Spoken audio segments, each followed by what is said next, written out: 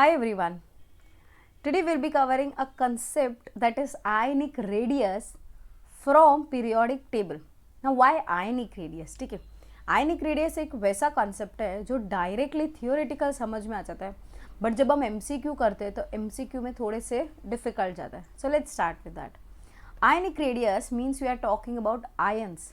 अभी आयंस कौन से दो टाइप के होते हैं? ठीक है, ions are of two types. ठीक है, कितने टाइप के होते हैं? टू टाइप के होते हैं. एक होता है कटायन और दूसरा होता है अनायन. ठीक है, कटायन कैसे बनता है? It is formed by loss of electron.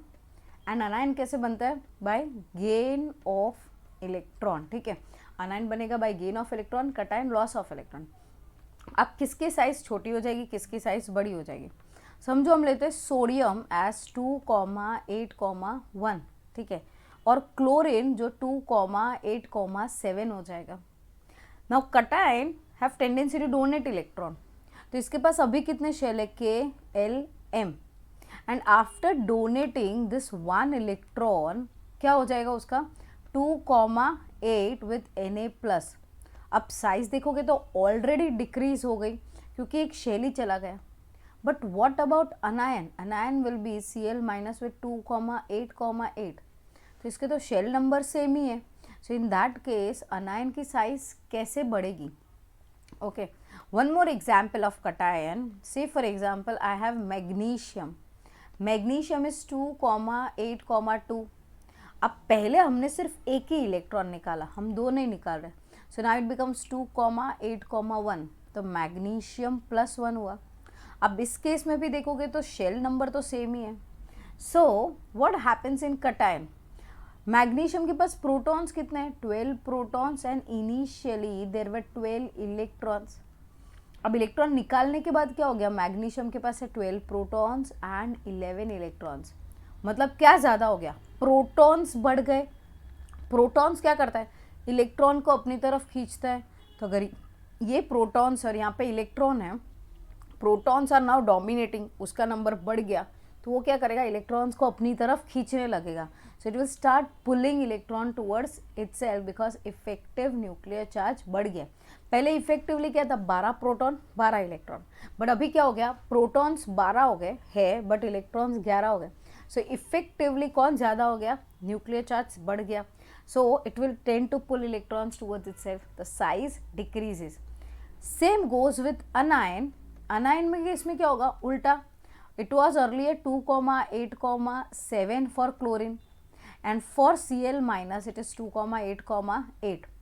अब इसके पास कितने प्रोटॉन्स है? 17 प्रोटॉन्स और 17 इलेक्ट्रॉन थे, पर अभी 18 इलेक्ट्रॉन्स हो गए. मतलब इफेक्टिवली प्रोटॉन कम हो गया, इलेक्ट्रॉन्स बढ़ गए.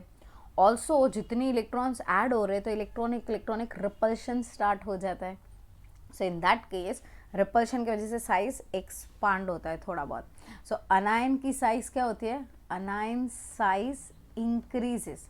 So what is the order? What is the exact order? सबसे छोटा हो जाएगा कटायन. ओके, उसके बाद हो जाएगा एटम और उसके बाद हो जाएगा अनायन. सबसे छोटा कटायन, उसके बाद एटम और उसके बाद अनायन. Let's see how the trend grows across the period. ठीक है, across the period क्या हो रहा है? Across the period ionic size decreases just like what happens with atomic size.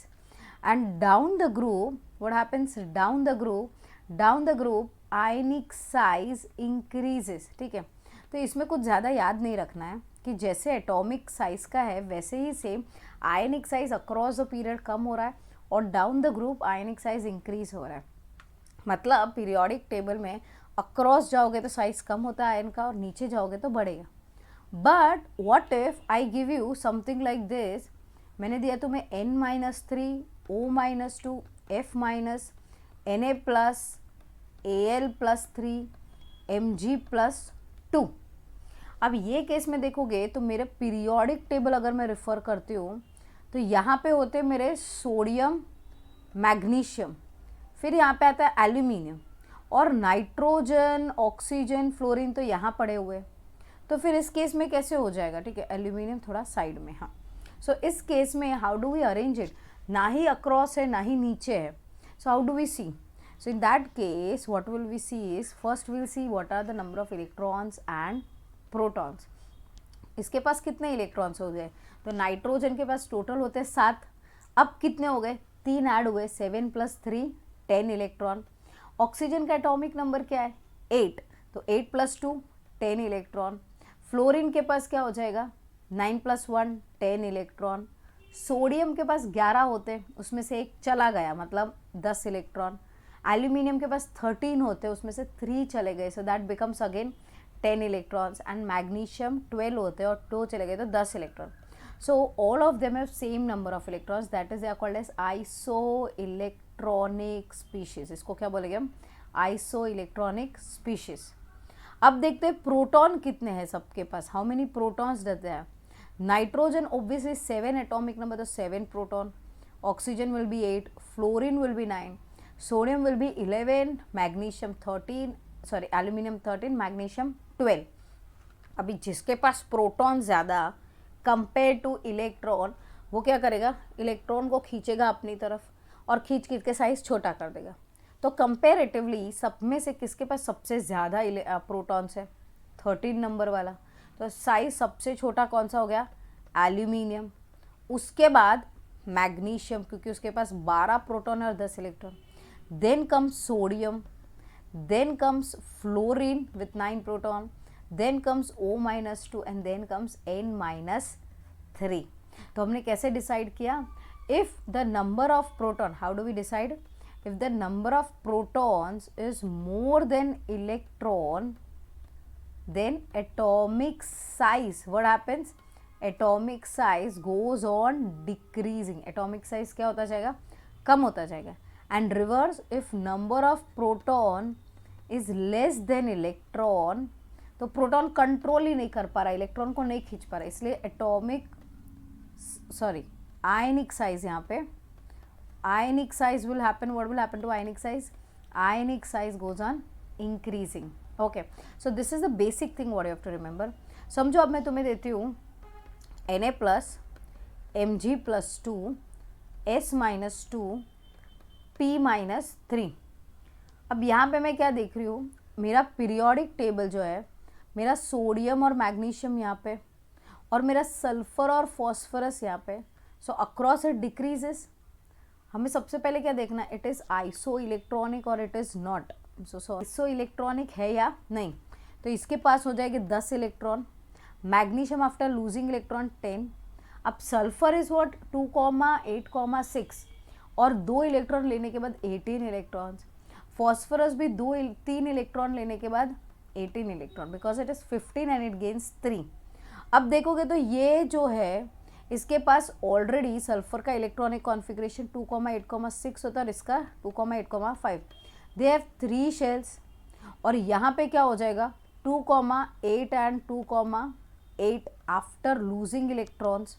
तो यहाँ पे after losing electron there are 2 shells. तो ये दोनों की साइज तो ऑलरेडी कम हो गई. अब इन दोनों में किसकी साइज ज़्यादा हो जाएगी या किसकी कम हो जाएगी? मैग्नीशियम की साइज कम, क्योंकि उसके पास प्रोटॉन ज़्यादा. उसके बाद सोडियम. अब सल्फर और फॉस्फोरस में क्या हो जाएगा?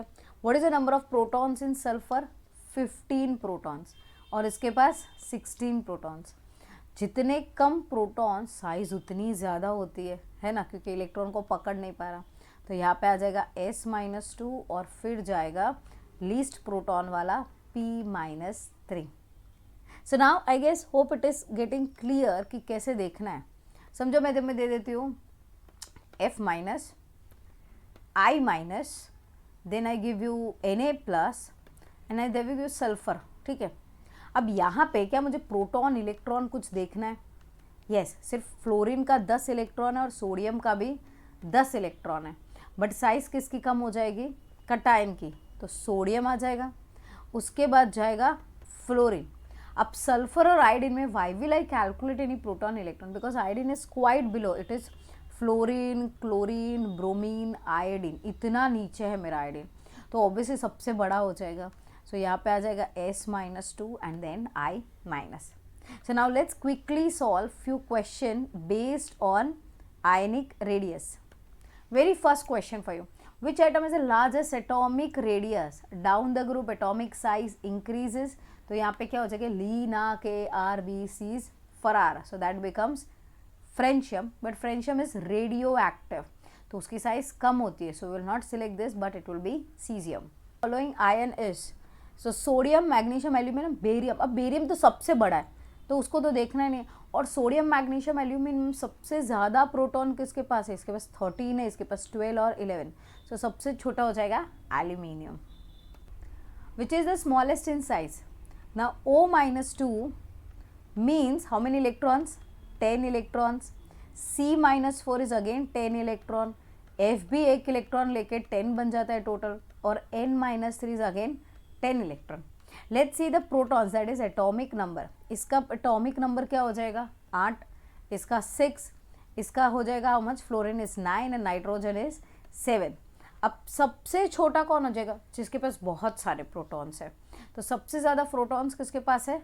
F के पास है. So F- will be the smallest in size. Which of the following is largest size? So I have aluminium, cation, cation and cation. अब हमने देखा cation सबसे छोटा होता है, उसके बाद जाता है एटम और उसके बाद बड़ा होता है एनायन.